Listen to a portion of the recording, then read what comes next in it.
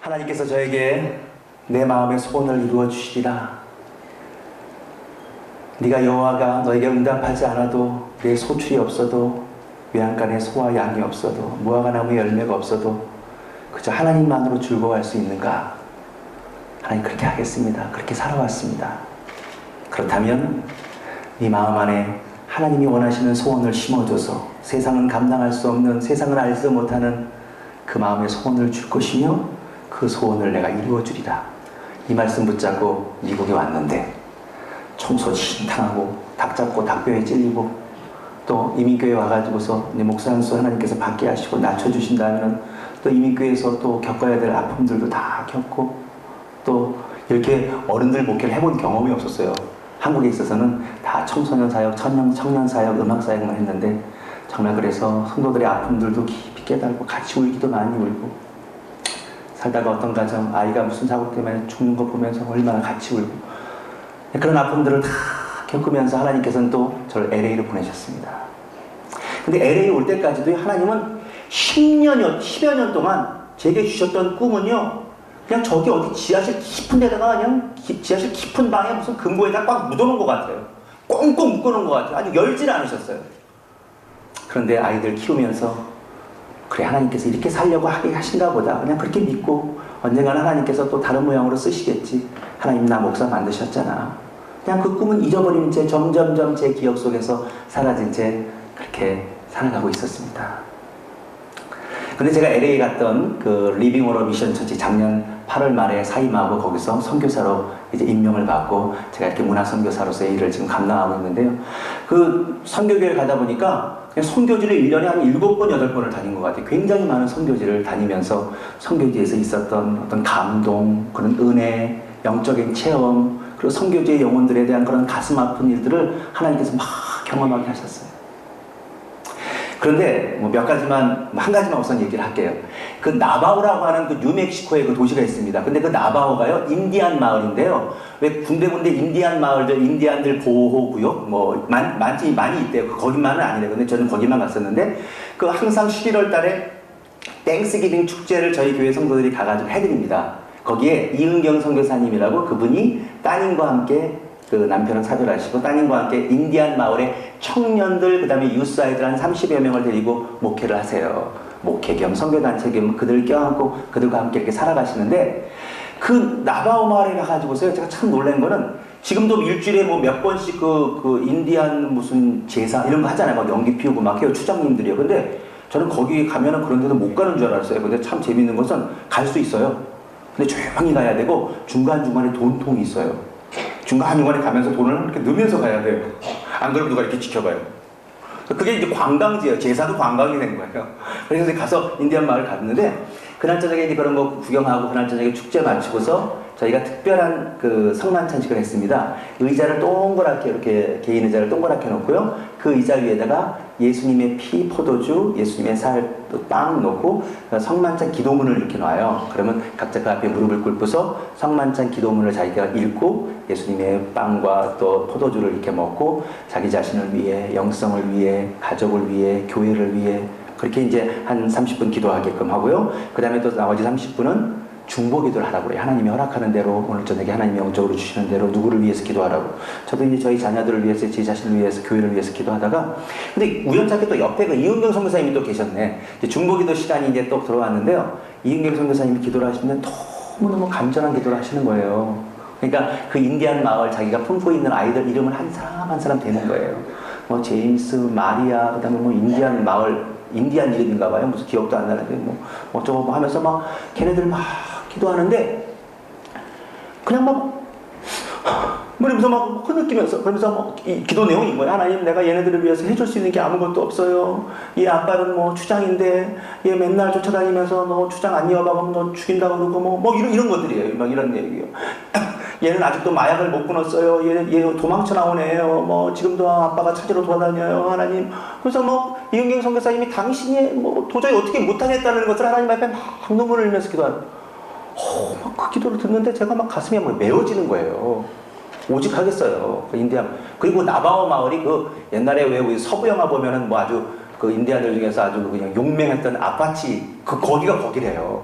막 얘기하는 거예요. 근데 그 기도를 막 듣다가 이제 선교사님 기도가 조금 줄어들었어요. 그러면서 하나님, 저도 기도해야 될 사람들을 주세요. 하나님, 이 시간에 제 마음속에 성령으로 중보할 사람들을 주세요. 제가 이제 막 그러면서 기도를 하는데, 여러분, 정말 웃긴 얘기가 아니라 웃긴 경험이, 주세요 하는데 갑자기 제 입에서 무슨 기도가 나오냐면, 하나님, 소녀시대 걔네들 어떻게 하면 좋아요?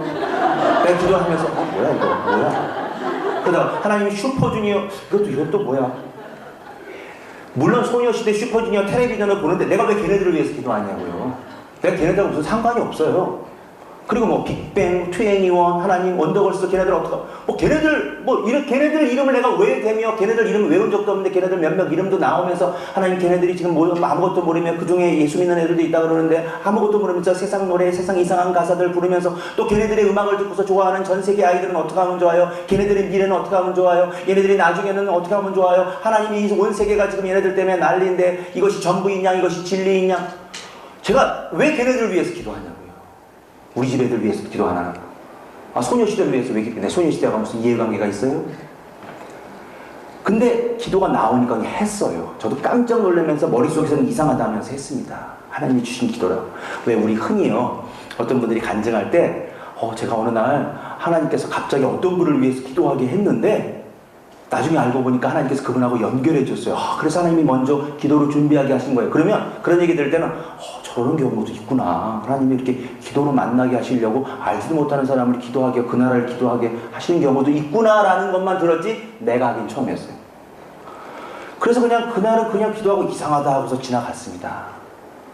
지나갔는데 나중에 하나님께서 이들을 위해서 기도하게 하신 이유를 제가 알기 시작했어요. 하나님께서는 제가 미국에 와 있는 10년 동안에 한국 땅 안에 한류라는 걸 만들어 놓으셨습니다. 그리고 작년 그 중간에도 또 멕시코 가서 특별한 영적 체험했는데 그건 스킵하고요. 작년 7월 마지막 주하고 8월 첫 주 이 2주간에 걸쳐가지고 그 LA는 트레스티아스 TV라는 프로그램을 많이 합니다. 그 트레스티아스, 저희 교회니까 트레스티아스를 많이 하는 교회인데요. 제가 송리더고 트레스티아스니 인도네시아를 갔어요. 그래서 주님의 교회라는 곳에 인도네시아 주님의 교회 트레스티아스를 150명을 하고 그리고 리유니언 집회와 교회 집회와 이런 걸 다 하고 마지막 날 저녁에는 그쪽 지역에 우리 파송한 인도네시아, 말레이시아 그 동남아시아에 파송한 한 6, 7개의 7곳의 선교사님들이 다 오셨어요. 담임 목사님이 그쪽으로 오셨기 때문에 다 선교보고 하고 교제하러 오셨는데 그날 저녁에 그냥 교제하고 이런저런 얘기가 나오다가 한류 얘기가 다시 나온 거예요. 그러면 선교지마다 난리 나는 거예요. 지금 아이들이 맨날 찾아오고 어떤 아이들은 선교 공부하자고 그렇게 해도 안 오던 애들이 초청장 주고 무슨 파티 있다고 해도 안 오던 애들이 그냥 20명, 30명씩 원래 온대요. 그래서 왜 왔니? 그러면 한국말 가르쳐주세요. 한국 노래 가르쳐주세요. 또 어떤 애는 어디서 들었는지 김치 있어요? 김치는 또 어떻게 알아? 김치 있어요? 얘네들이 막 찾아온다는 거예요. 그럼 선교사님들이 얘네들을 감당을 못하는 거예요. 옛날에 미국 선교사님들이 인기였는지 모르지만 요즘 한국 선교사님들이 인기입니다. 한류 때문에 한국 선교사님들이 인기인 거예요. 한국말 배우고 싶다는 거예요. 막 찾아오는 거예요. 그래서 어떤 선교사님은요, 그 미얀마에 있는 선교사님은 웃으면서 그런 얘기를 했어요. 걔네들이 데리고 왔는데 김치는 줄 수 있잖아요. 그래서 비빔밥 해가지고 김치 다 줬더니까 애들이 막 매우면서도 막 맛있다고 그러면서 막 김치 하면서 먹더래요. 그래서 케이팝 가르쳐달라고 그래. 그래서 케이팝을 선교사님이 알 수가 있나? 그래서 일단 앉아. 그리고 선교사님이 기타는 치시니까 자, 이거 케이팝인데 따라하세요. 내게 강 같은 평화 내게. 애들이 한참 따라한 거예요. 나중에 보니까 이게 케이팝인지 뭔지 모르겠죠. 그럼 무슨 얘기를 하는 거예요. 그러면서 그런 얘기가 한류라는 얘기가 막 물어일었을 때 어떤 선교사님 한 분이 조 목사님, 제가 한쪽에 앉아 있었거든요. 조 목사님, 예전에 우리 본교회에서 조 목사님 옛날에 한번 간증할 때 목사님이 미국 온 이유가 그거라고 하는데 이제 조 목사님이 좀 움직여야 되지 않아요? 조 목사님 좀 활동해 주셔야 될 것 같은데요. 저는 그 음성을 하나님의 음성으로 들었습니다. 그러면서 한쪽에서 제가 뭐라 그랬냐면 속으로요. 올게 왔구나. 드디어 그분이 오셨구나. 올게 왔구나. 하나님 사인이구나. 인도네시아에서 인천공항으로 가는 동안 한숨 못 잤고요. 인천공항에서 미국 가는 동안 한숨 못 잤어요. 하나님 10년 동안 제 꿈을 꽁꽁 묶어 놓으시더니 드디어 이 꿈을 열어주시는군요. 그리고 하나님은 기도를 준비하게 하셨고 또 대여섯 군데의 선교지를 다니면서 영적 체험들을 주셨고 멕시코에서는 정말 제가 놀라운 영적 체험 중에 멕시코의 저 깊은 산지에 있는 멕시코 할아버지가 제 품에 안겨서 기도할 때 주신 하나님의 마음, 갑자기 들린 멕시코 언어, 막 이런 영적 체험들. 그러면서 하나님께서는 저 안에 오랫동안, 오래전에 저를 바꾸고 훈련시키고 저를 새롭게 하여야만 시작할 수 있는 꿈들을 다시 열어주셨어요. 그래서 교회 돌아와서 2주 후에 목사님한테 사직서를 냈어요. 목사님이 깜짝 놀란 거야. 조 목사 지금 사직서 내면 우리 교회 음악 목사 어떡하라고. 목사님, 제가 목사님께 드릴 말씀이 있습니다. 2시간 동안 얘기했더니 알지만 목사님께서 이해해 주시고 그럼 연말까지 모든 봉급을 그대로 대줄게. 그리고 한국도 다녀오고 준비하고 오래전에 하나님께서 조 목사에게 준 계획 실천해봐. 교회 걱정하지 말고. 그래서 작년 말에 한국도 다녀오고요. 한국에 가서 하나님께서 준비해 놓은 사람들이 어떤 사람이 있는지 만나고 또 하나님 앞에 하나님 제가 정말 가진 것도 없고 제 능력도 없고 이제는요 옛날처럼 자신감도 없어요. 하나님 아시잖아요. 생긴 건 30대지만 내일 모레 50이에요. 하나님 뭘 다시 시작하기 너무 늦지 않았어요? 하나님 계속 그래서 하나님 그럼 제가 할 수 있는 것까지만 하겠습니다. 그 다음부터는 하나님이 사람도 붙여주시고 하나님 좋은 사람 만나게 해주시고 그런 기도로 계속 달려가고 있어요. 작년에 만났고 또 이번에 2월달에 또 가서 하나님께서 놀라운 몇 번의 컨퍼런스를 통해서 그냥 말도 못할 하나님이 준비해 놓은 사람들을 만나서 오늘 여기까지 또 버지니아에 여기 식구들이 또 연결해서 여기 또 와서 여기서 이렇게 찬양 집회를 하게 됩니다. 하나님께서 이 한류를 통해서 하나님이 마지막에 세계에 정말 이것이 진리인 양 이것 때문에 그냥 빠져서 이것 때문에 그냥 미쳐있는 수많은 청소년들을 추수하고 싶으신 거예요. 특별히 유럽에도 난리라고 그러잖아요. 유럽에는 여러분 알다시피 옛날에 그 의리의리한 교회들이 다 생맥주집으로 바뀌고 다 디스코장으로 바뀌었는데 거기에서 교회도 안 나가고 거기서 주말만 되면 그 교회 장소인데 이제 디스코텍으로 바뀐 거예요. 거기서 춤추고 노는 그런 아이들이 이제 케이팝 때문에 난리인데 여러분 로마에게 복음을 전했을 때 사도 바울은 로마의 컨셉으로 갔듯이 이제 케이팝에 빠진 젊은이들에게 음악이라는 문화라는 프로그램을 가지고 그들에게 예수 그리스도를 전할 수 있는 길. 한류는요 한국 사람이 하는 게 한류입니다. 그리고 한국말로 해도 되는 게 한류예요. 하나님께서 이 일을 저에게 명령하시고 일을 준비하고 있습니다. 사실 제가 2001년도에 미국을 갔는데요. 여러분 2000년도라는 것은 우리에게 특별한 단어였습니다. 밀레니엄. 왜냐하면 1990 몇 년도 살다가 천국 가신 분들도 있고 1900년도까지만 계신 분들도 있잖아요. 근데 2000년대를 내가 살고 있다, 21세기에 살고 있다는 게 저한테 특별한 의미가 됐었어요. 제가 음악을 만들고 찬양을 만드는 사람으로서 2000년이 되기 바로 2달 전 1999년 10월에 하나님 2000년에 맞춰서 제가 젊은이들에게 그리고 우리 한국교회 성도들에게 어떤 곡을 만들어서 부르게끔 하고 선물하고 싶은데 하나님 지혜를 주세요. 그렇게 기도를 하다가 1999년 10월 중순에 책상머리에 앉아서 우선 글을 먼저 쓰기 시작했습니다. 시를. 여러분 이렇게 생각해 보세요. 2000년 1월 1일 0시 1초만 지나도 무슨 일이 일어나냐면 1000년이 2번 지난 거예요. 그렇죠? 0시 1초만 조금 지나도 1000년이 2번 지나고 있는 거잖아요. 그래서 그렇게 썼어요. 1000년이 2번 지나도. 그 다음에 이었었어요. 1000년이 2번 지나도 아니 3번 지나도 변하지 않는 것이 있는데 그것은 우리를 향한 하나님의 사랑입니다. 1000년이 2번 바뀌어도 지나도 바꿀 수 없는 것도 있는데 그것은 우리를 향한 하나님의 마음입니다.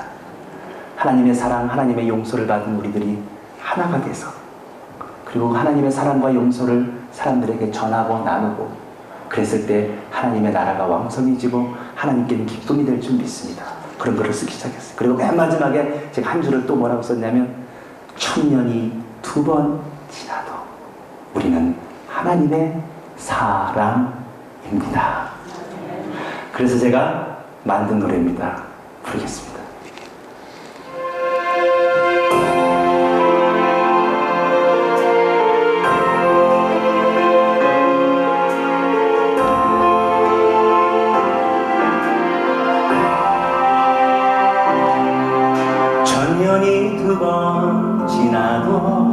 변하지 않는 건 당신을 향한 하나님의 사랑이에요. 1000년이 2번 지나도 바꿀 수 없는 건 당신을 향한 하나님의 마음이에요. 당신의 삶을 통해 하나님 영광 받으시고 우리가 하나 될 때